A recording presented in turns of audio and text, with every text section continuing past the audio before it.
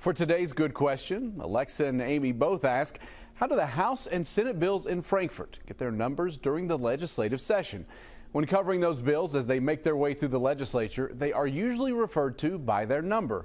I asked Mike Wynn with the Legislative Research Commission about this.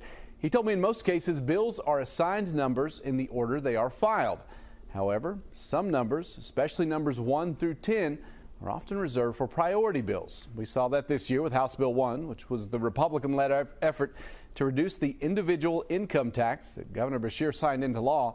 House Bill 3 was the juvenile justice bill. That was also a big priority that received a low number. If you have a good question, you can email goodquestion@wkyt.com, and I'll see you on WKYT Mornings.